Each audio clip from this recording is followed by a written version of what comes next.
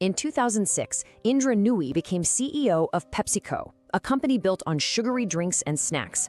Her first non-consensus mandate was a strategic pivot that defied Wall Street: performance with purpose. Okay, let's just let that phrase hang in the air for a second. Performance with purpose. In the mid-2000s, this wasn't just some catchy slogan.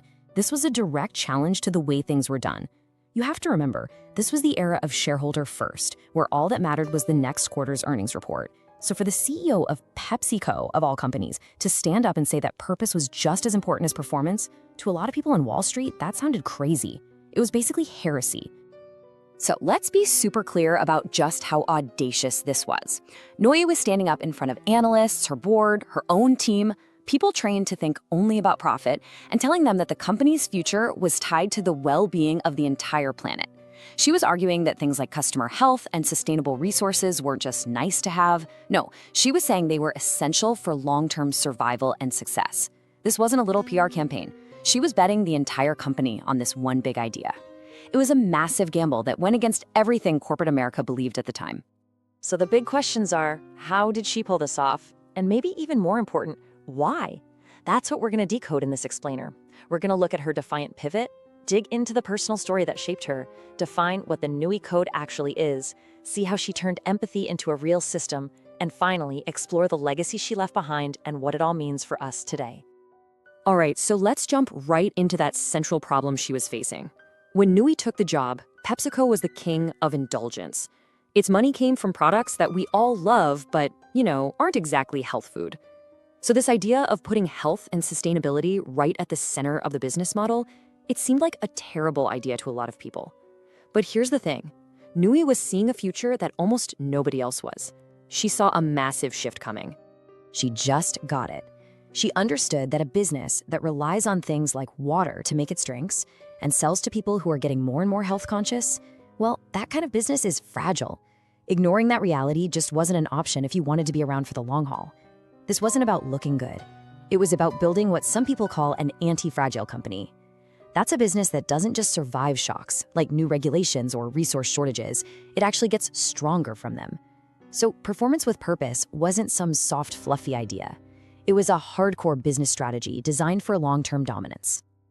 But come on, a belief that's strong enough to defy pretty much the entire financial world, that doesn't just pop into your head one morning, right? It has to be forged in fire. To really get the Nooyi Code, you have to get Indra Nooyi. And for that, we need to go back and understand the experiences that made her who she is. Yeah, this part is so important because her whole leadership philosophy, you're not going to find its origins in a business school textbook. It was hammered into shape by the very real pressures she faced her whole life as an immigrant and as a woman in fields that were, let's be honest, not always welcoming. Just try to put yourself in her shoes for a second. You arrive in a new country, you're trying to figure out a totally different culture, and you're stepping into these incredibly competitive, male-dominated industries. She constantly felt that pressure to be twice as sharp, twice as prepared, twice as good, just to be considered an equal. That wasn't some theoretical problem. That was her everyday reality. And that kind of relentless pressure forges a leader who is meticulously prepared, incredibly disciplined, and fundamentally unbreakable. There's this one story from her time at Yale that just says it all. She landed a huge job interview, but she had a problem. She literally couldn't afford to buy a Western-style business suit. She was agonizing over what to do. Finally, a professor gave her this game-changing advice. Be yourself. If they can't see you for who you are, you don't want to work there anyway. So she made a choice. She walked into that interview wearing a traditional Indian sari. Now, she didn't get the job, but in that moment, she learned something way more valuable about authenticity. And that lesson became the foundation for everything. She realized she didn't have to erase who she was to succeed. The goal wasn't to blend in. It was to figure out how to adapt strategically while holding on to her core self. That ability to navigate a world that wasn't built for her without losing herself is precisely what gave her the courage years later to lead a giant company with a vision nobody else saw. It forged an empathy that wasn't just about feeling for people, but about truly understanding them. So out of that personal history of resilience and authenticity, this really powerful and universal leadership philosophy emerged. And it's one we can actually break down into a clear, actionable framework. This brings us right to the heart of it. So what is the Indra Nooyi Code? Let's be really clear. This is not about soft skills or some corporate feel-good campaign. It is a systematic, disciplined, and tough belief system. At its core, it says that the most successful and enduring businesses are the ones that serve a purpose greater than just making money. And the engine that drives that whole system? It's empathy. But not empathy as a passive feeling. It's empathy as a strategic tool, the lens you use to see the world, which then becomes the primary driver for how you get things done. So this code really stands on three main pillars. Let's break them down.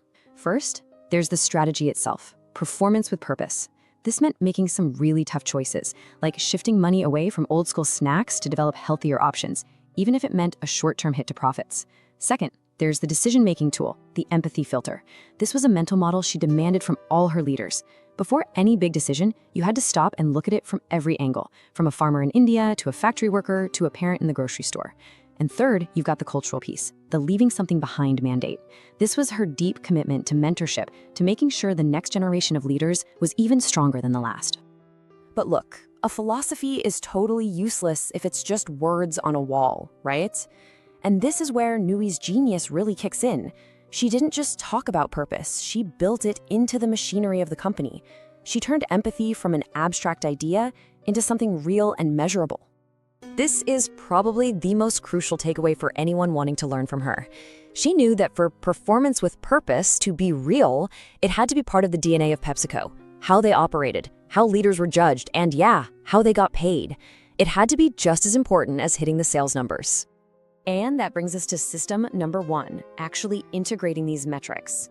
The logic is so simple, it's brilliant. If you want a leader to care about saving water, you tie their bonus to reducing water usage. She made sure these purpose-driven goals, like making factories water neutral or hitting specific targets for reducing salt in snacks, were literally built in how executives were compensated. Suddenly, empathy for the planet and the consumer wasn't just a talking point. It had a dollar sign attached. It made purpose quantifiable, accountable, and completely non-negotiable. Now, the second system might sound a lot softer, but it is just as powerful. When she became CEO, Nooyi started this disciplined daily habit. She would write personal letters to the parents of her senior executives. I mean, just think about the impact of that. These weren't form letters. They were heartfelt, personal notes thanking the parents for the gift of their child to PepsiCo. This simple, systematic act of human connection was the empathy filter in action.